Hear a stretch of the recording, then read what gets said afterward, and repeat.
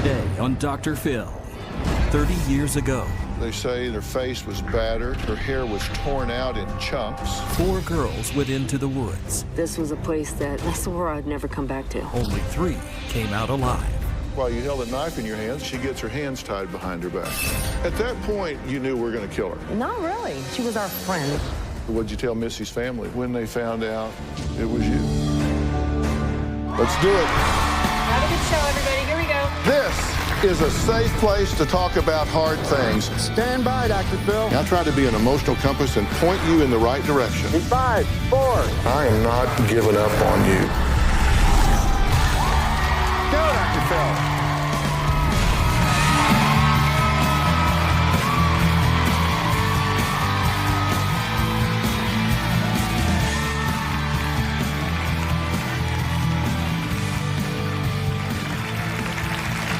There has been a disturbing trend in the news, and I know you guys have seen this. Teenagers that are murdering their own best friends.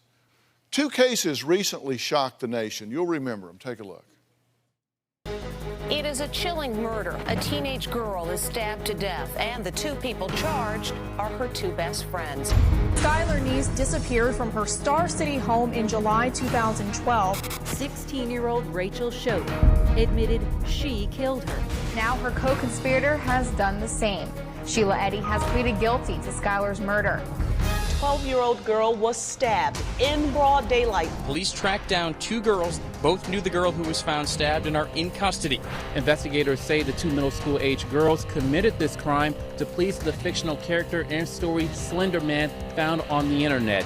Geyser and 12-year-old Anissa Wire are charged as adults with attempted first-degree intentional homicide. They're accused of stabbing their classmate 19 times and leaving her in the woods. You know, we are left wondering why and how this could happen. And I'm asking myself, where are their parents? Who's setting the moral compass for these people? Well, today we're going to talk to a woman who lived it. When Karen Severson was a teen, she and 2 of her friends lured 17-year-old Missy Avila to a spot in the woods that would become her grave. That day, 4 girls walked into the forest, but only 3 came out. 17-year-old Missy was murdered. Her body was later found in the remote Big Tujunga Canyon area, and it would be almost 3 years before police would identify her killers. When a 3rd girl, Eva Chirambolo, confessed to the police that she had been in the car with Severson and Doyle when they told her they killed Missy Avila. This is Karen Severson on the right and Lori Doyle, Missy Avila's best friends. The 2 girls who prosecutors say lured Missy into the woods and killed her because they thought Missy was trying to steal their boyfriend.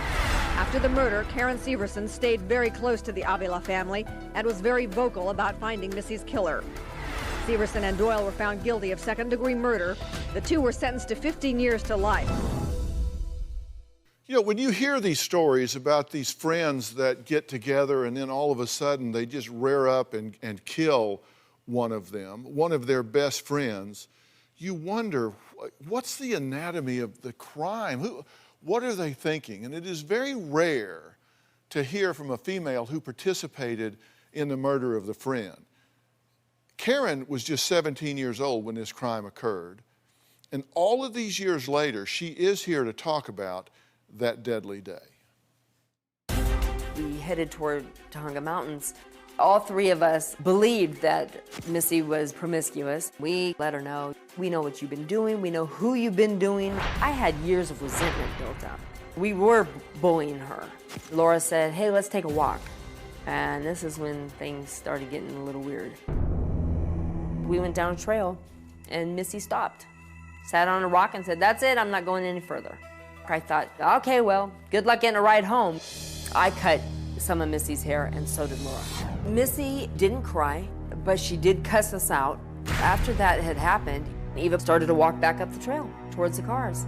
I followed, and Laura and Missy didn't.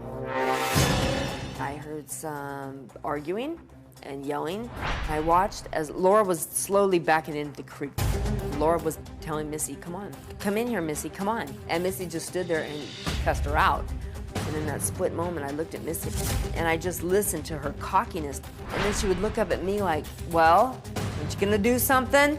And I just walked back to her, and I pushed her right to Laura. Laura had gotten her down in the water and was straddling on top of her. And Missy's hands were still tied. Laura just grabbed her by the back of the shirt. Laura pulled her up, and I locked eyes with Missy. And in that moment, I made the worst choice of my life. I turned my back.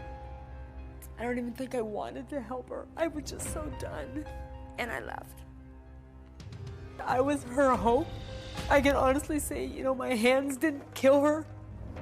My hands didn't hold her underwater. But when I turned my back, my heart killed her. Okay, so Karen, the four of you were friends. Right.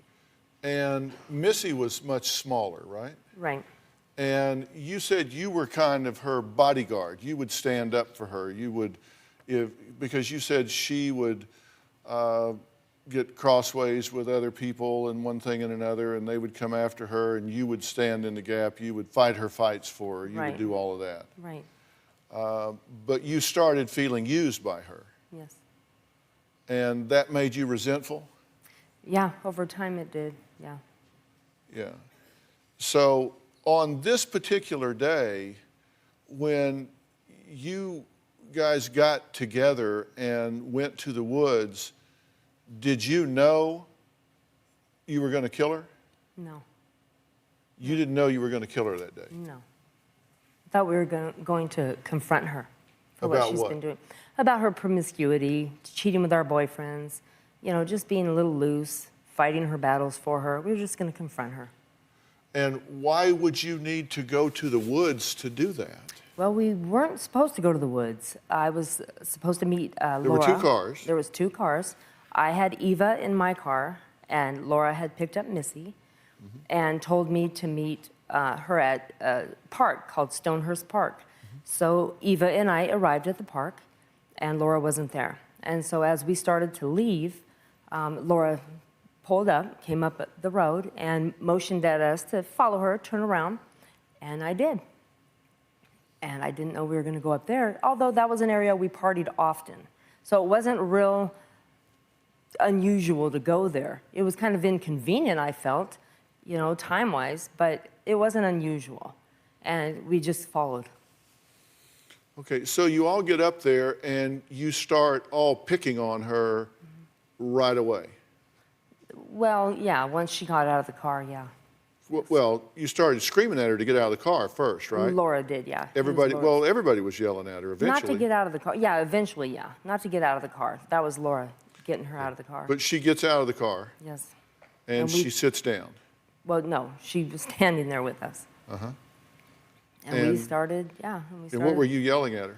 Just telling her about herself, telling her that we know that she's sleeping with so-and-so, and we know what she did. She was caught coming out of Laura's boyfriend's house, and we were aware. We were just pretty much bullying her and confronting her and letting her know that we knew. Yeah. That's what we were doing. We were punks. Yeah. So at some point, she's sitting on a rock and she gets her hands tied behind her back. Right. Laura decided, let's take a walk, and Missy proceeded to walk. Laura was with her. Eva and I followed, and Missy stopped. At that point, you knew we were going to kill her.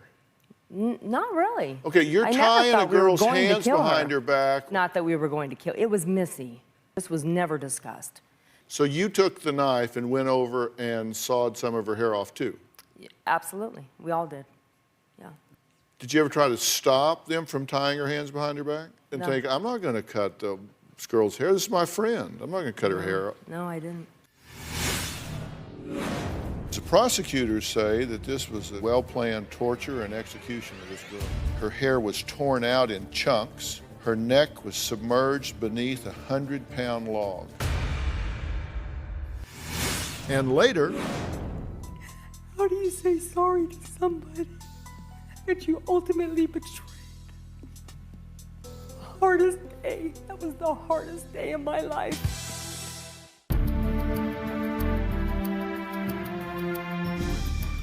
So then it gets really bad. Right. Okay.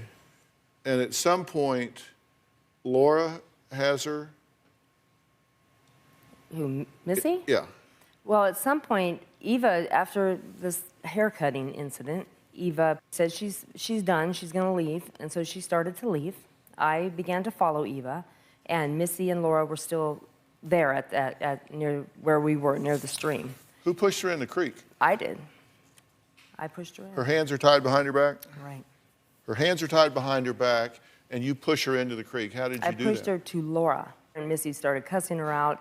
That's when I was following Eva. I turned around, and Missy was just standing there cussing her out. Same stuff. So she just same happened to things. be standing in the creek.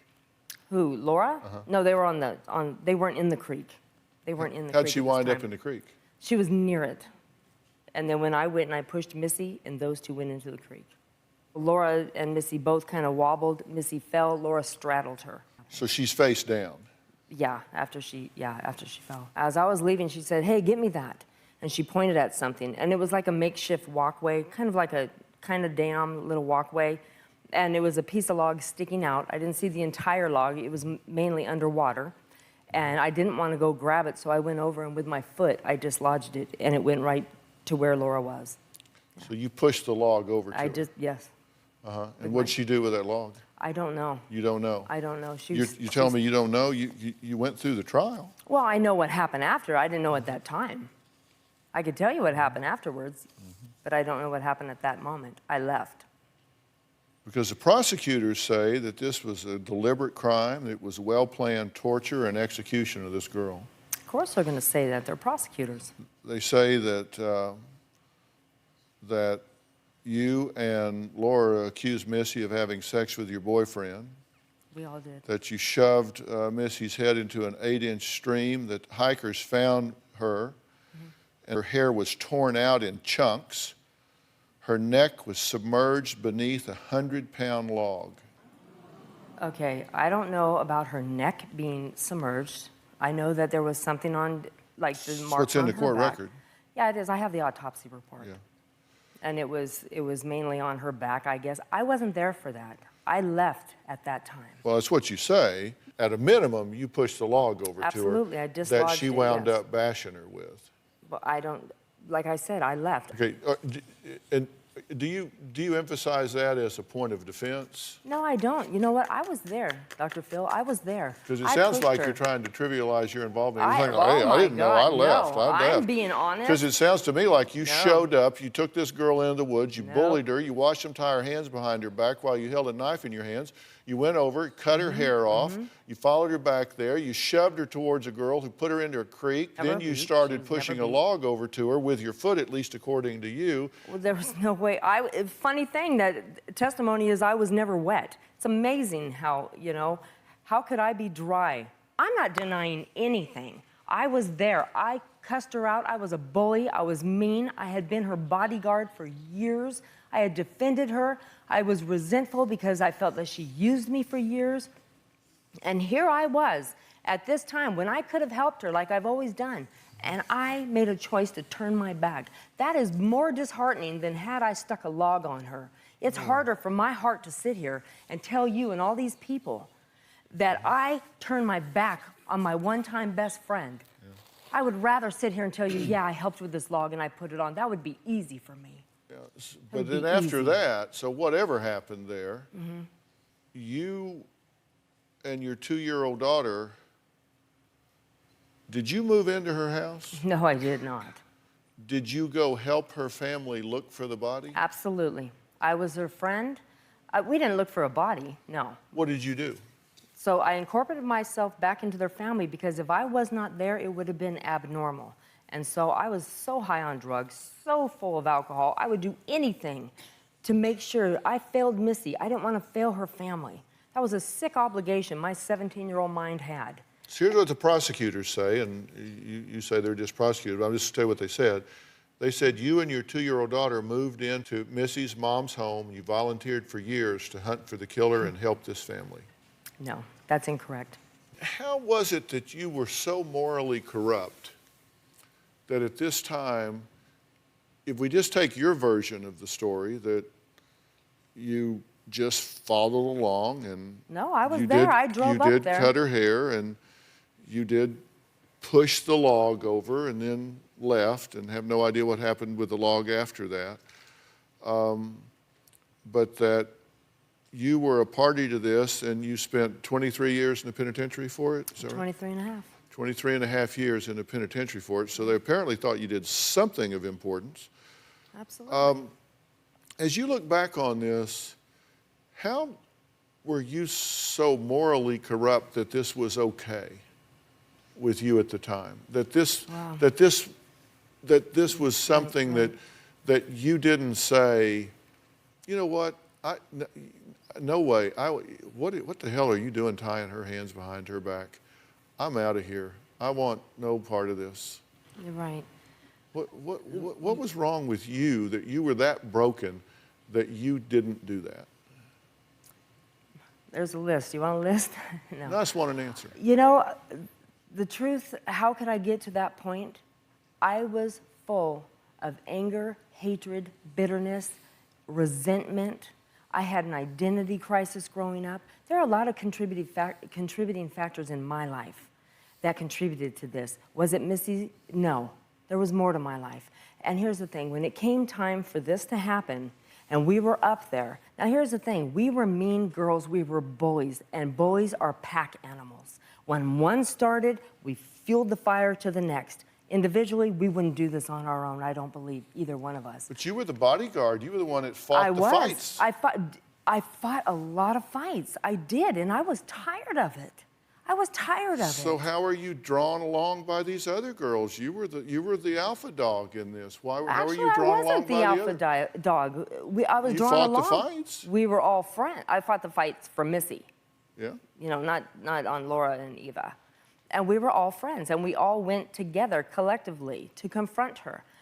The plan wasn't to go to the mountains. That was an afterthought when Laura was driving by, when Eva and I were waiting at the park. All right, we got to take a break. Next, back to the scene of the murder. Karen walks us through the park where her best friend, Missy, took her final breaths.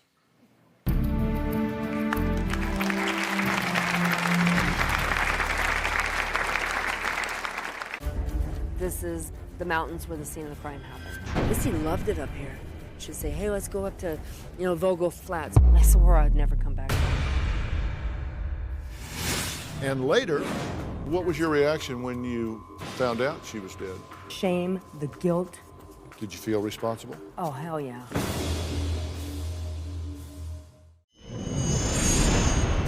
When I met Missy, I was about 7. We had fun together. Barbies was our favorite thing. We were both a little reserved, but together we had this boldness and confidence. We gave each other strength and courage. We were a force to be reckoned with. She got me and I got her. We laughed continuously. We were 2 peas in a pod for many years. For 3 decades, Karen says she has been haunted by the memories of what she did and didn't do that fateful day. She took us back to the scene of the crime. This is Big Tahunga Mountains. This is the mountains where the scene of the crime happened. Almost 30 years ago, this was a place that I swore I'd never come back to. Missy loved it up here. She'd say, hey, let's go up to, Vogel Flats. My mind is just flooded with the vision. I remember hearing a lot of Missy kicking, water splashing. She looked at me, and I looked at her. My God, what was Missy thinking? I can't even imagine. God, the fear. She trusted us. She trusted me. I hate what happened. I hate that I was part of that. God, if I could do that over again, it so wouldn't have happened. Why do you think the prosecutors chose you to describe as the ringleader? Well, I was the closest to Missy, and her family knew me. Her family didn't really know Laura. Her family knew Eva a little bit. Eva had lived with them prior to this. But I had been there since we were young. They knew me. I was always there. I was her bodyguard. Did you ever misdirect the family that an ex-boyfriend may have done this or anything like that? Did you ever do anything to point the finger away from you? Yeah, I got involved in stuff, absolutely. I didn't give names. When names were said, I never squashed it. I never said, no, it couldn't be them. How did they feel and react when they found out that you, who had come back to them and befriended them and supported them and said, yeah, let's do whatever we have to find who did this, let's do whatever. What was their reaction when they found out it was you? I wasn't there when they found out, but I can imagine very... Have you ever talked to them since? No. No. Never? Talked to them, no. Do you think they feel a sense of betrayal? Absolutely. My God, yes. I betrayed them. Because we invited them to be here for this, and they said, absolutely not. They said, we have no problem with you talking to her and doing this, because I frankly said, I won't do this if they don't approve. I won't have this discussion. I don't want to open this wound for them. I will not do it if they don't approve. And they said, no, it's okay. It's okay. Do that. And they said, we may respond to what she has to say after, at a separate time, but we don't want to be there while she's there. We don't want to hear we don't want to talk to her. We don't want to interact with her. Right. And I walked up those steps, and her mother, she came out of that house and she grabbed my neck and she said, Karen, if you would have been there, this would have never happened. So that mother found comfort in the arms of the girl that murdered her daughter. And later, your parents didn't teach you it's not okay to tie a girl's hand behind her back and cut her hair off with a knife? I didn't care.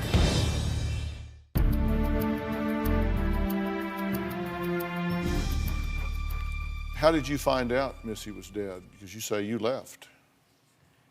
Well, she never showed up. What did you think? Did you think that they just wrestled around in the creek for a while and everybody went home? I didn't think about it. I didn't want to think about it. This was my friend. This was something that never happened before. You know, so I didn't think about it. Every time the phone rang, I prayed it was Missy. Every time, you know, I would hope that she would be walking down the street, and she never did. And when I found out, her grandma called me, and her grandmother said, did you read the paper? Because I had asked Laura and I had asked Eva, what happened when I left? And neither one of them told me. Each one told me a little bit. Well, Eva left before you did, right? No, I left. You said she's done. She said, I'm done. No, she went up to the trail, and I followed. But then I heard Laura and Missy arguing, so I turned around. And at that time, with Laura and Missy arguing, and Missy was cussing her out, Laura was cussing her out, and Missy was looking at me like, you know, come on. And I had enough. I had enough, and I pushed her to Laura because Laura was telling her, come here, come on. And Missy was standing there discussing at her. So I pushed her. Now then, after the whole incident, when I went to leave and I dislodged that log towards Laura, I left. I was the first to leave. Eva testified to that. Everybody knew that I left first. I cannot account for what happened when I left. Yeah, but you were held to account for what happened before you did. Absolutely. So what was your reaction when you found out she was dead?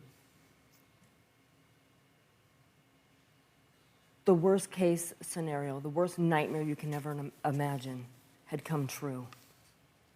The shame, the guilt, I can't even put it into words. Did you feel responsible? Oh, hell yeah. Yes, I did. Because I had been her bodyguard. I had protected her. And at this moment, I didn't. I was tired. I didn't. And somebody else is cussing her out. Somebody else is cussing her out. I'm cussing her out.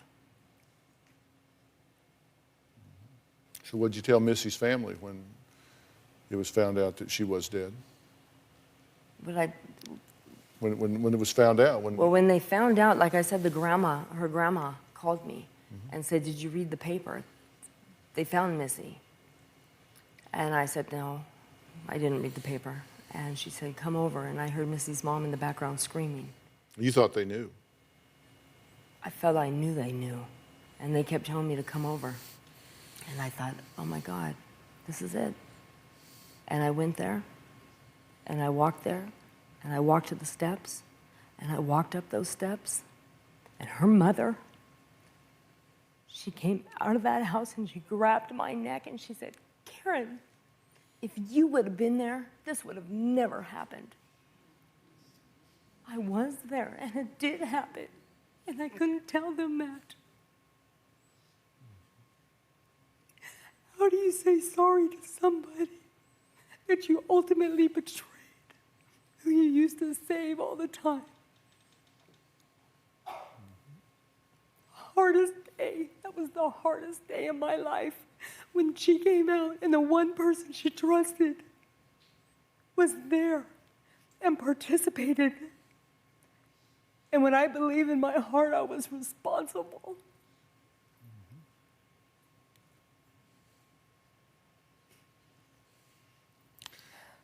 So that mother found comfort in the arms of the girl that murdered her daughter. Yeah. Sick as it is, yeah. Well, you've been out of prison for how long? Almost 3 years. And so now you live with this for the rest of your life. I will always live with this. Okay. Next, what Karen says she wishes she knew when she was a teenage girl about to participate in a crime that would change her life forever.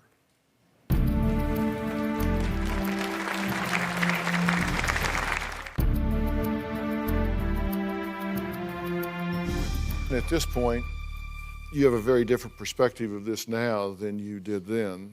You betrayed your friend, you betrayed your friend's family, you betrayed yourself. You spent 23 and a half years of your life in prison, and now you spend the rest of your life with the burden of that choice.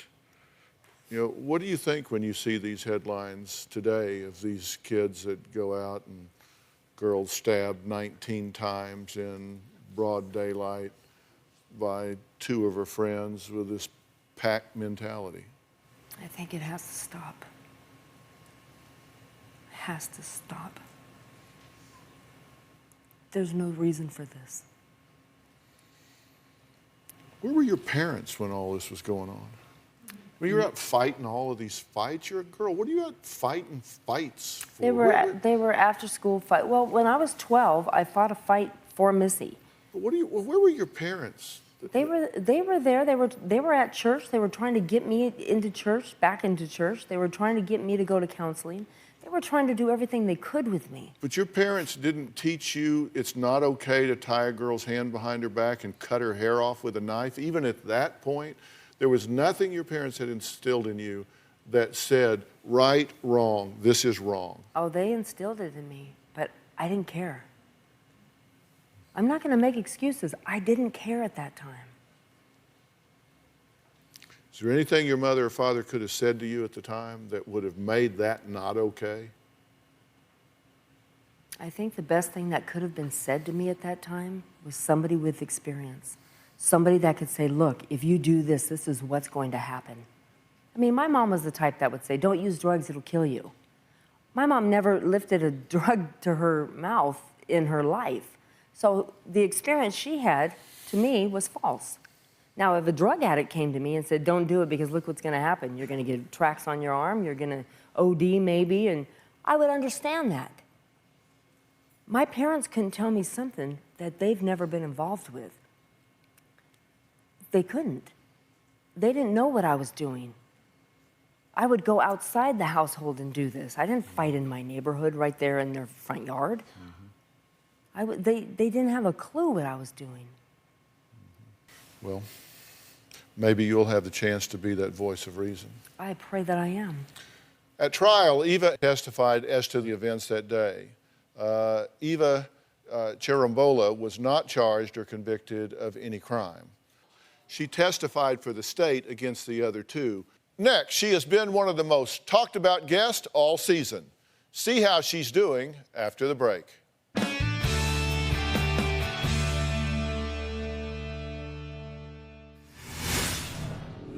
I just wish that I would die in my sleep so that I would not be a burden to my family anymore. What do you think's going on here? Everything is you, you, you.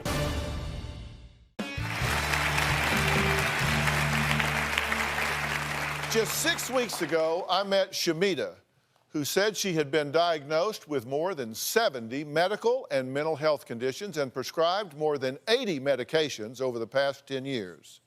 She said she was in so much pain she could barely get out of bed for more than 2 hours a day and stayed in her room decorated with Hello Kitty memorabilia. But her sister Dana believed that Shemida was fabricating her issues purely for attention and told me her sister was destroying their entire family. You'll remember this. When I found out that I was ill, I felt like a failure. I just wish that I would die in my sleep so that I would not be a burden to my family anymore. My sister's illnesses are consuming our lives. It's destroying our family. We don't know what to do anymore. My sister is always pill popping. I'm so nervous. I need to take a Xanax really bad. Is this your medication box? Yes, that's what I live on. You've got 72 diagnoses in the last 10 years. Do you think that you're medicated to the point that it puts you in kind of a fuzzy zone? No, I'm not on but one antidepressant. You sound medicated 24/7. In the past 12 months, I've seen approximately 35 doctors. I think my sister is severely miserable in her life. I've accepted I'm a disabled person. No one else has. What do you think's going on here? Everything is you, you, you. Why would I want to make these things up? I'm in horrible pain. Just shoot me now so I don't ruin the family. Is it possible that you have lost your identity as anything other than being a sick person? Yes, I've lost my identity. I don't care about myself anymore. While other moms are soccer moms, my mom is sleeping, sick, complaining, instead of just trying to be there for her kids. Don't you dare say I don't love you! Don't you dare say that to me! How dare you when I have killed myself to make sure you get the help you need for our family? How dare you! Mom, don't talk to me! For 10 years. You need to sit down and listen to your daughter. If you walk off this stage, our relationship is done. You've done it to me so many times, Shariah. Do you remember walking out of my life? Do you remember having sex with someone else other than your husband and getting pregnant and leaving your kids? Stop yelling. I'm so mad, Mom. Do you not see how mad I am? You can get your life back. I don't want my life back. I feel robbed of the mother of my children and the wife that I married. She's so over-medicated. Oh, my God, this woman's a zombie. We've got to get her some coping skills to deal with this and get her back into her life. I want to live again. I want to feel better. My greatest fear is that she would take her own life. I do fear that if she doesn't get some help, I will be one of those mothers that will bury their child. People on heroin hate being addicted, but they will step over their mother's dead body to get to the next fix. This woman is addicted to being sick. Shemida, I am going to offer you help and resources. And if I make those resources available to you, are you willing to participate? So did Shemida take the help, or did the momentum of her pathology win out? We'll find out after the break.